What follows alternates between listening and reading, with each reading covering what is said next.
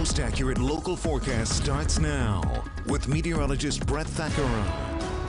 Hi, everybody. Great to see all of you this morning on this Friday, and we are cruising into the weekend. Some nice weather is ahead. This is the airport, Harrisburg International, looking a little busy this morning with folks probably headed back or headed out of town. 55 degrees this morning. A nice cool start to the day in Middletown. A dew point of 52, so it's very pleasant.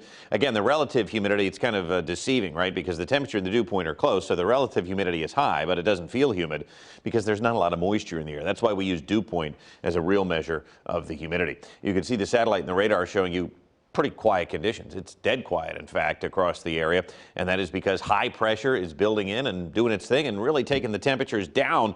And with the calm winds and less cloud cover than we had yesterday morning, I said I would probably be willing to bet that temperatures would drop into the 40s in some spots, and that's what we're seeing this morning. 48 in Lebanon, a cool start in York down to 48, 53 in Lancaster, and this is about 10 to 15 to close to 20 degrees chillier than yesterday, so you might need the jacket today. Remember, at this point yesterday we were in the 60s, so it makes sense now, the big drop here with totally calm winds, clear skies. Dew points too in the 40s. That's a big part of it. You look at the dew points where they are at the end of the day, and that's typically where the low temperature will fall toward as we move into the overnight hours. A little forecasting trick 101. 73, I said yesterday would be a cooler day. We didn't even hit 75.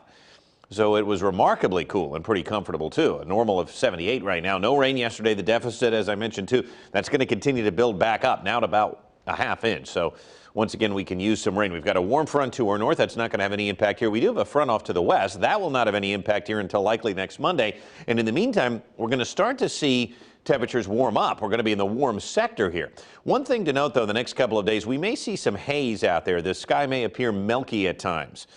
We've got high pressure overhead, and it should be crystal clear, but what we have here is some wildfire smoke blowing in from the west coast, and that could tint the sunshine at least a little bit over the coming days. In the meantime, high pressure is just going to sit over top of us with lots of dry air and sunshine in place. But as we move into Sunday especially, we're going to get on the backside of this high.